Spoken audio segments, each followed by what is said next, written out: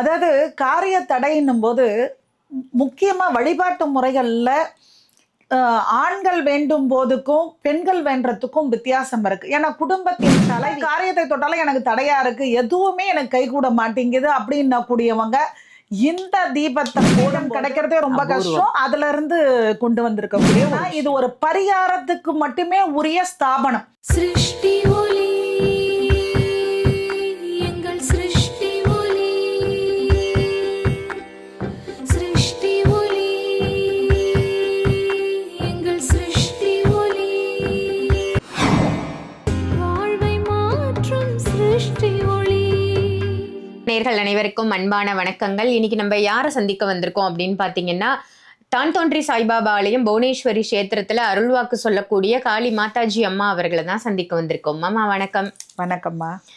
நிறைய தகவல்கள், நிறைய பூஜை முறைகள், வித்தியாசமான பரிகார முறைகள் நிறைய மக்கள் பயன்பெறணும் அப்படிங்கிறதுக்காக நல்ல நல்ல விஷயங்கள் பார்த்து பார்த்து நீங்க சொல்றீங்க.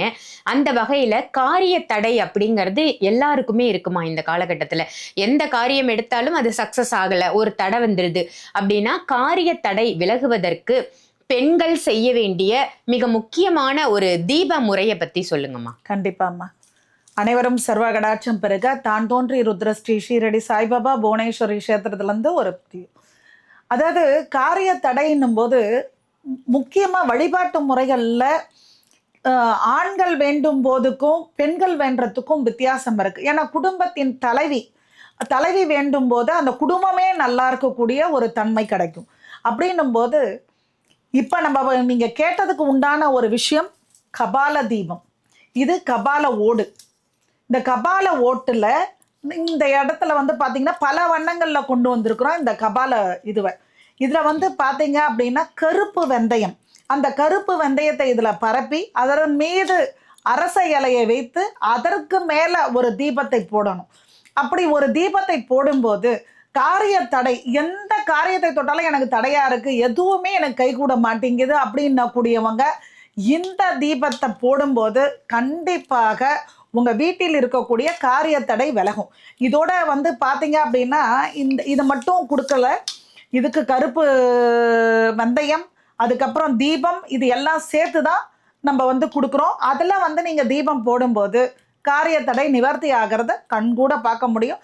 சரிம்மா, நீங்கள் இதெல்லாம் கொடுத்துட்றீங்க, நான் எந்த கிழமையில போடணும், என்ன இதுக்கு மந்திரம் சொல்லணும் அப்படி கேட்டீங்க அப்படின்னா, இது வந்து பார்த்தீங்கன்னா புதன்கிழமை அன்னைக்கு தான் இந்த கபால தீபத்தை ஏற்றணும். அது மட்டும் இல்லாமல் இதுக்கு சொல்லக்கூடிய மந்திரம் வசிய வசிய தனவசிய, வசிய வசிய நினைத்தது நடக்க வசிய, வசிய வசிய கேட்டது கிடைக்க வசிய, வசிய வசிய சகலரும் சாதகமாய் இருக்க வசிய அப்படின்ன கூடிய மந்திரத்தை சொல்லி இந்த தீபத்தை பொருத்தணும்மா. ரொம்ப அழகா சொன்னீங்கம்மா.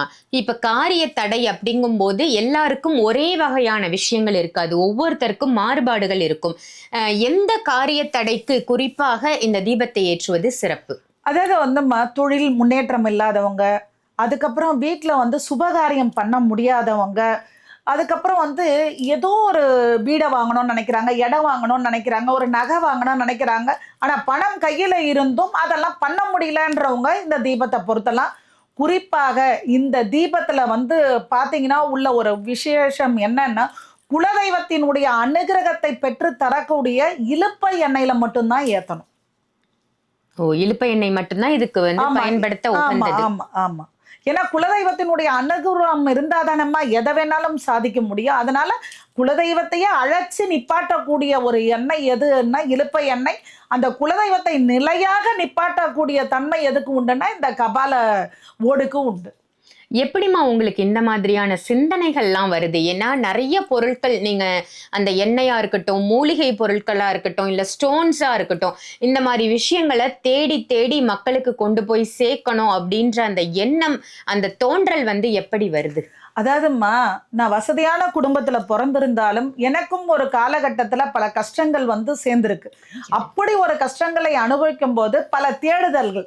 இப்ப எங்க குடும்பத்துல எடுத்துக்கிட்டா, எங்க அப்பா ஆஞ்சநேயரே கதின்னு இருந்து, ஆஞ்சநேய பக்தரா இருந்து, ஆஞ்சநேய சாமின்னு தான் எங்க அப்பாவை கூப்பிடுவாங்க. எங்க அப்பா அற்புதமான முறையில நிறைய நல்ல விஷயங்கள் பண்ணியிருக்காரு. அந்த பரம்பரையில, எங்க பரம்பரையில நிறைய சன்னியாசிகள் இருக்காங்க, நாங்க நிறைய கோயில்கள் கட்டி இருக்கிறோம், நிறைய கும்பாபிஷேகம் பண்ணியிருக்கிறோம். பரம்பரையா இப்ப எங்க பாட்டி எடுத்துக்கிட்டா 64 பாத பூஜை பண்ணியிருக்காங்க. 64 பேருக்கு திருமணம் பண்ணி அதுல பாத பூஜை பண்ணியிருக்காங்க. அப்படி எங்க குடும்பமே வந்து பாத்தீங்கன்னா இறை தொண்டையும் மனித நேயத்தையும் மக்கள் தொண்டையும் செய்து வாழ்ந்ததுனால சித்தர்கள் முறை இப்ப நாங்க வந்து அகத்திய பரம்பரைன்றதுனால எங்களுக்கு அந்த தன்மைகள் தன்னாலேயே அந்த எண்ணங்கள் வரும் இல்லம்மா. அந்த ஜீனனுடைய தன்மை அப்படித்தானே. நிச்சயமா. ஏன்னா ஒவ்வொரு விஷயங்களும் நம்ம பார்க்கும் பொழுது இது தனித்துவமா இருக்கே, இது இதுக்கு முன்னாடி நம்ம பார்த்தது இல்லையே, இந்த மாதிரி ஒரு தீபத்தை நம்ம கேட்டதில்லையே அப்படின்ற எண்ணம் வந்து எனக்கு நிறைய வருது. அதனாலதான் நான் இதை கேட்டேன். ஏன்னா இந்த கபால ஓடு அப்படின்றதும் தனி சிறப்பு வாய்ந்தது. அதுல ஏற்றக்கூடிய தீபம் அப்படிங்கிறதும் காரிய தடைக்கு அப்படின்னு சொல்லியிருக்கீங்க. என்னதான் பணம் பொருள் செல்வம் இதெல்லாம் இருந்தாலுமே தடைகள் விலகணும் இல்லையா? அப்பதான் நம்மளால எந்த ஒரு விஷயத்தையும் சக்சஸா செய்ய முடியும். சோ மக்கள் நிச்சயமா இந்த தீபத்தை வந்து ஏற்றணும். இதற்கு தனிப்பட்ட தெய்வம் ஏதாவது இருக்காமா? அப்படியெல்லாம் கிடையாதும்மா. அதாவது வந்து விக்னேகங்களை களையக்கூடிய விநாயக பெருமான் முக்கியத்துவம் மெயினா. அந்த விநாயக பெருமானுக்கு சிதறு தேங்காயை முதல் உடைச்சது யாருன்னா பார்வதி தேவிம்மா. அதனாலதான் வந்து பாத்தீங்கன்னா இந்த கபாலத்துக்கு இந்த தேங்காய்க்கு அதிக முக்கியத்துவம் விநாயகருக்கு தான் கொடுத்தோம் நம்ம. அதனால இந்த வந்து தெய்வம் சொல்லி கேட்டா நம்ம விநாயகருக்கு முன்னாடி இதை பொறுத்துறது ரொம்ப விசேஷம். ரொம்ப ரொம்ப சிறப்புமா. காரிய தடை விலகுவதற்கு என்ன தீபம் ஏத்தணும், ஏற்றக்கூடிய ப்ரொசீஜர் என்ன அப்படின்னு ரொம்ப ரொம்ப ஒரு அழகான பதிவா கொடுத்ததற்கு நன்றிமா. இதுல இன்னொரு விசேஷமும் இருக்குமா. காரணம் எதனாலன்னா குலதெய்வத்தை நம்ம வந்து வீட்டுல நிலநிறுத்தக்கூடிய அந்த ஒரு தன்மையும் சேர்த்து தரும் இல்லையா? கண்டிப்பா. நீங்க சிதறு தேங்காய் அப்படின்னு சொன்னீங்க. சிதறு தேங்காய் நிறைய டைம்ல பெண்கள் உடைக்க கூடாது அப்படின்னு சொல்றாங்க. அப்படிப்பட்டவர்களும் தங்களுடைய காரியம் சக்சஸ் ஆகணும் அப்படின்னா இதுல தீபம் போடலாம். கண்டிப்பாம்மா. ஏன்னா சிதறு தேங்காயை வந்து பெண்கள் உடைக்க கூடாது. பூசணிக்காயும் தேங்காயும் பெண்கள் வந்து பண்ணக்கூடாது. அப்படிப்பட்ட தவிர்க்க முடியாத சூழல்ல கூட நம்ம காரிய தடை விலகணும் அப்படின்னு விநாயகருக்கு தேங்காய் உடைப்பதற்கு பதிலாக இந்த காரிய தடை கபால தீபம் வந்து ஏற்றலாம். கண்டிப்பா. இதுல இன்னொரு விசேஷமும் இருக்குமா. இது இரட்டைக்கண் தேங்காயினுடைய கபால ஓடு. ஓ, இரட்டை கண் தேங்காய். ஆமா, 3 கண் தான் இருக்கும் பொதுவா. ஆமா, இரட்டை கண் கிடைக்கிறதே ரொம்ப கஷ்டம். அதுல இருந்து கொண்டு வந்திருக்கக்கூடிய ஒரு விஷயம் இது. ரொம்ப ரொம்ப சிறப்புமா. பெண்களுக்காகவே நிறைய நல்ல விஷயங்கள் நீங்க சொல்லிட்டு வரீங்க. அந்த வகையில பெண்களுக்காகவே ரெடி பண்ண ஒரு தேங்காய் அப்படின்னு சொல்லலாம். இத காரிய தடை விலகுவதற்கு இரட்டை கண் தேங்காயில் பயன்படுத்தப்பட்ட இந்த தீபத்தை பெண்களுக்காக நீங்க கொண்டு வந்ததற்கு நன்றிமா. இதுல ஒரு விஷயம் என்னன்னாமா, நம்ம ஆலயமா இருக்கட்டும், மறைக்கப்பட்ட வழிபாடற்ற தெய்வங்கள், அதே நேரம் யாருக்கும் தெரியாத பூஜை ஹோமம் எல்லாமே பண்றது.